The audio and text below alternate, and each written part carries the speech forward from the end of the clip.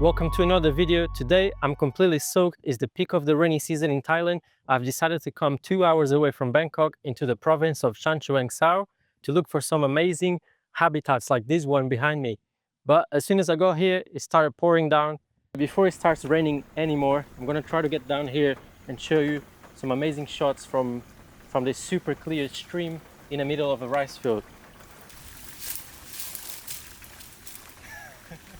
This is an irrigation canal that feeds all the rice fields in this area, and they are habitat for many species of fish that I'm trying to find right now in the rain.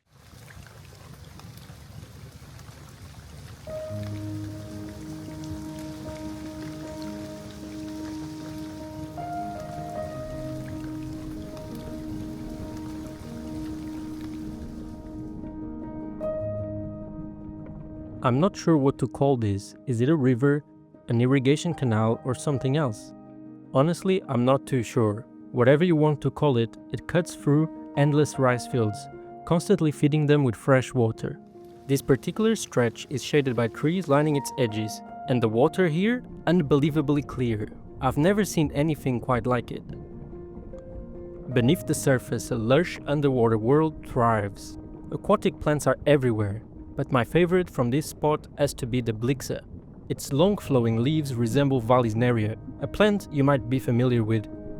But instead of forming dense carpets, Blyxa grows in scattered rosettes, dotting the riverbed.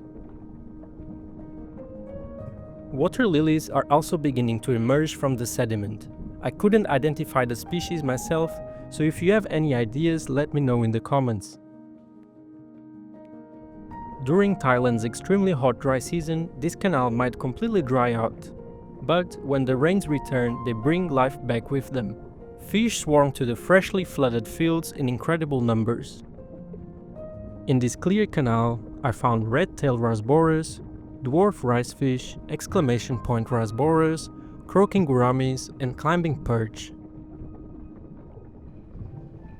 One plant that really stood out to me, with its striking orange hues, it's from the Utricularia family, and I believe this one is Utricularia aurea, also known as golden bladderwort. I have to wonder how come I've never seen this beautiful aquatic plant in an aquarium. Well, it turns out it is a carnivorous plant. If you look closely, you can see its tiny pouches, used to trap tiny prey. Among the other aquatic plants I found najas, most commonly known as water nymphs. I also found Hygrophila difformis, a popular aquarium plant. Unlike most rice field canals, which are completely exposed to the sun, this one was completely shaded, making it a unique ecosystem. Now, compare that to the next canal, fully exposed to the sun. Here, Blyxa grows so densely that it completely covers the water surface, making it impossible to see what's underneath. But in a small opening further down the canal, we get a glimpse of what lurks below. This area is packed with predators. Climbing perch and snakehead dominate the underwater landscape. It's no surprise that the smaller fish are nowhere to be seen.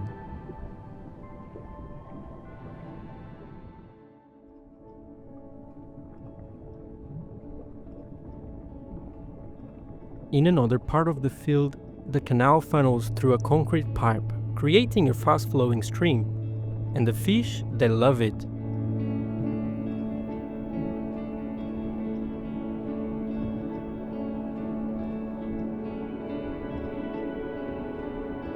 Red-tailed rasboras swim against a fast current. These fish are pretty common in Thailand's flooded fields, as you will see later in this video.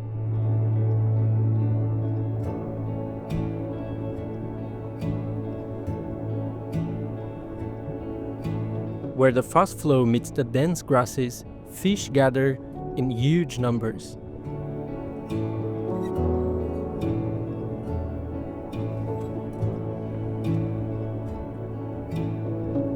Here is one of my favorites, the exclamation point Rasbora.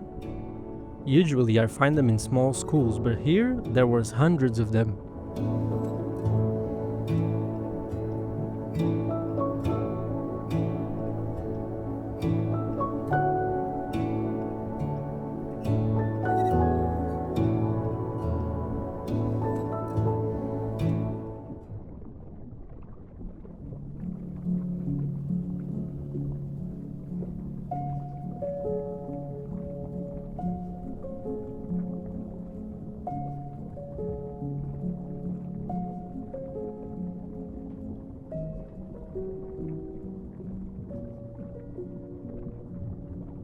Further in the back, more dwarf ricefish swam among the vegetation. Alongside them, climbing perch and another fascinating species, the Malayan leaffish. The first time that I saw one, I thought it was some kind of invasive cichlid. The resemblance is undeniable. I really like how they look with their large googly eyes.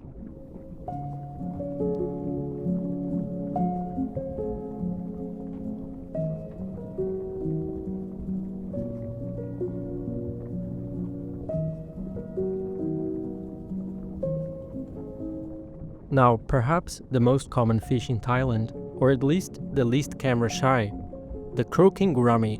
In my opinion, a seriously underrated species. Just look at their colors, the intricate patterns on their bodies and those long fins are mesmerizing.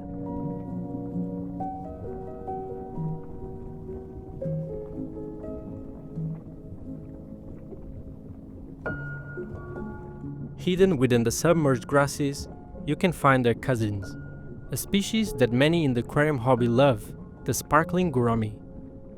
Just look at those iridescent colors.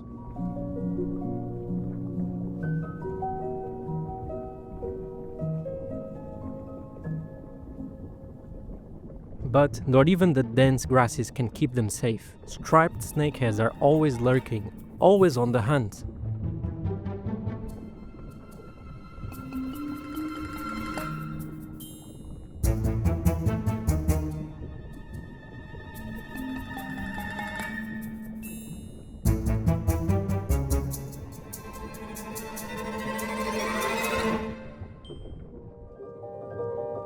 These flooded rice fields are home to incredible underwater landscapes, clear pools filled with aquatic plants and tropical freshwater fish. It's something that never crossed my mind when thinking about rice fields. Unfortunately, these habitats are disappearing. Modern industrial farming with the use of pesticides and the artificial drying and flooding of the fields is disrupting the delicate balance of these ecosystems. As the rain got heavier, I decided to call it a day. But tomorrow, we will venture further east in search of more incredible freshwater habitats.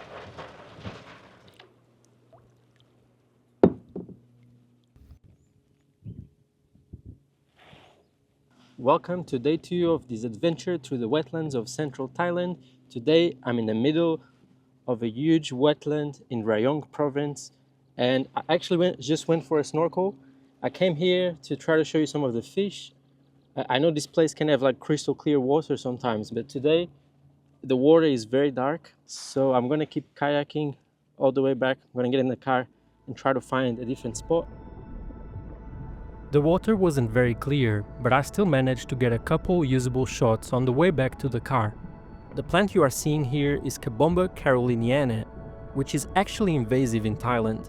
It closely resembles a native plant from this region, Limnophila sessiliflora, but you can easily tell them apart by their flowers, and there was plenty of them blooming at this time. I also filmed more red-tailed rasboras and Rasbora trilineata, which you may have noticed in an earlier clip. It was already getting late, so I had to act fast if I wanted to find a better location. I left the kayak and drove around the area until I stumbled upon a promising flooded field. Sadly, I was running out of time. This new spot had incredible water and housed a few species we hadn't yet encountered. First up, this Rasbora. Now, if you thought this was a red-tailed Rasbora, you had been mistaken. This is a cherry spot Rasbora. They look extremely similar, but the key difference is in the dorsal fin. The cherry spot has a red dorsal fin, while the red-tailed Rasbora has a clear one. Which one would you prefer? Personally, I would go with the cherry spot. Next up, the white spot killifish. This species is widespread in Southeast Asia. These ones seem to really enjoy the shade provided by my camera. Then, of course, we have more climbing perch, followed by the Malaysian leaffish, just as usual. And of course, striped snakeheads, a staple of Thai flooded fields.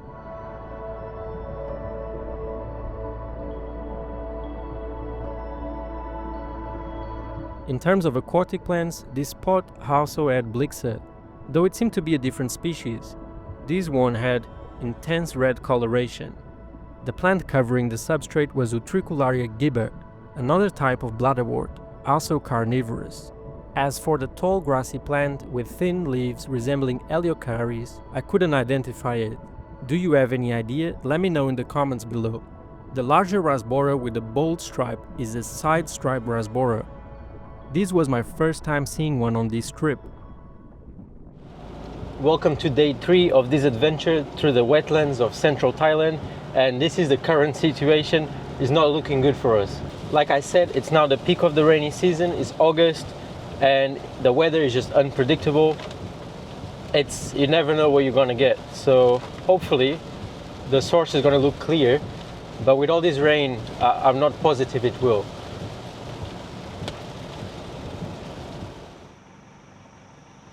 So this is where I was coming today. It's rained a lot. It's all like brown mush.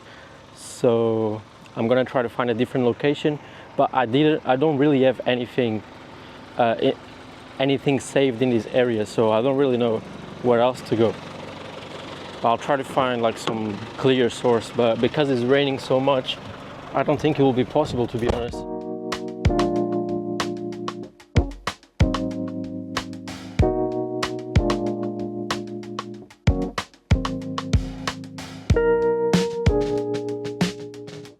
Okay, after a lot of searching, the only clear source I could find is this reservoir behind me. Hopefully can find some interesting fish for you. And for what I can see, people actually go snorkel here, it looks like it. And yeah, it looks very clear.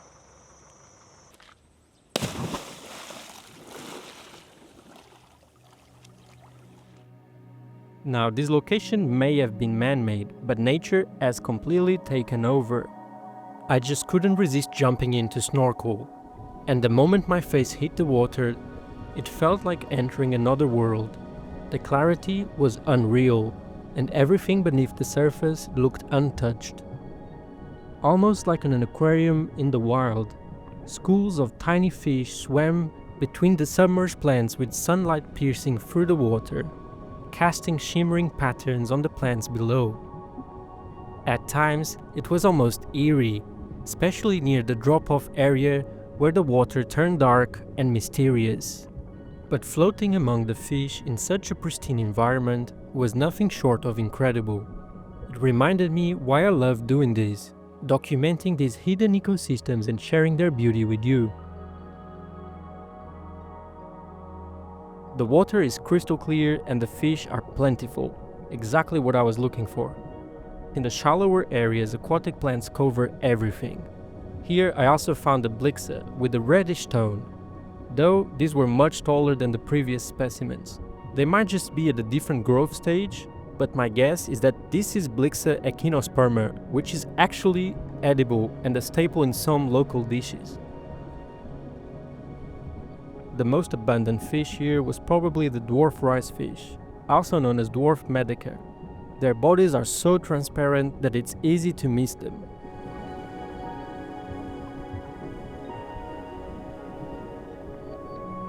The golden bladderwort was also plentiful here. This plant grows suspended in the water rather than rooted on the substrate. This allows it to spread easily across various types of habitats.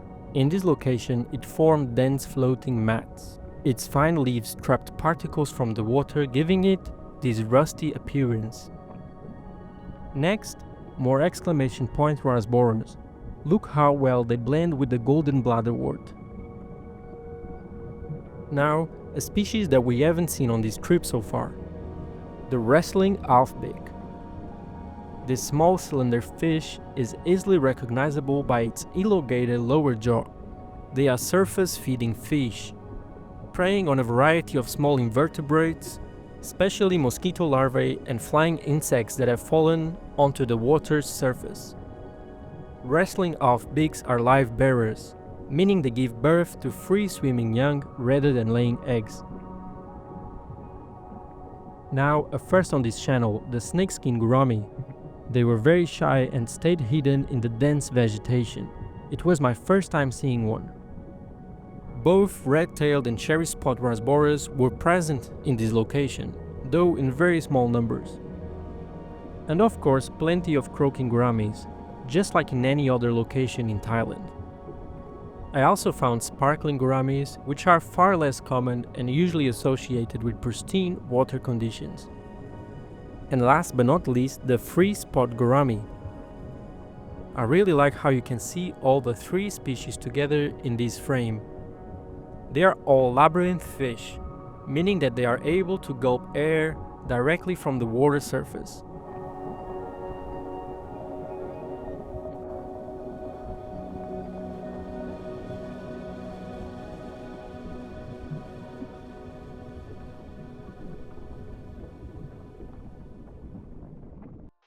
And that's it for this video. There were no sponsors this time, just me out here documenting these ecosystems. If you'd like to support my work, my 2025 calendar is still available. Though let's be real, I don't expect many people to want a calendar in April, but if you do, the link is down in the description. There's plenty more content coming soon, so if you enjoyed this, make sure to subscribe, and I'll see you on the next one.